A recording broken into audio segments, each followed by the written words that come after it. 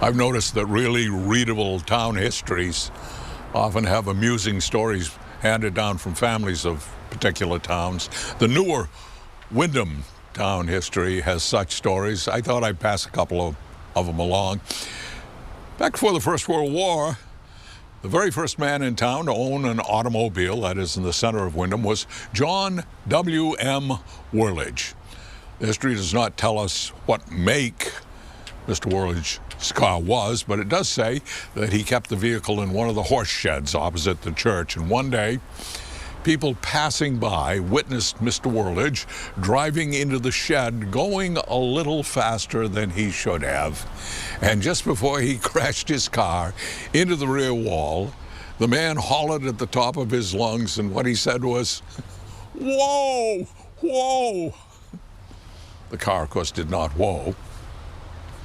Some years ago, the Windham town history does not say when, but it was after the fire station was built, so probably the early 1950s anyhow. It was a fire one afternoon, and going to the blaze, the town's fire truck went a little bit out of its way in order to pick up fireman George Gagnon, and staying with George was his uncle, who was also named George.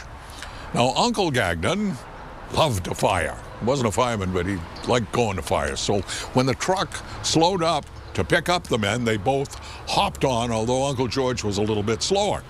Now, Eddie Dexter was driving his own car behind the fire truck, and he had to hit the brake when something flew off the truck and landed in the road. It was Uncle George's artificial leg. It had become unattached in his haste to get on the truck. When Eddie Dexter got to the scene of the fire, turns out it was under control, and the firemen had turned their attention to assisting Uncle George in reattaching his prosthetic. Also, there's a story about a Canadian lady who sought United States citizenship and was tutored by Willis Lowe, who lived in this town. Willis even drove the lady over to her hearing and swearing in by a judge over in Portsmouth.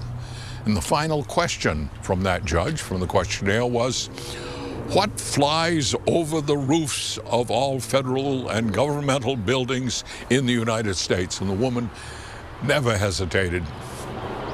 "Pigeons," she said. She passed.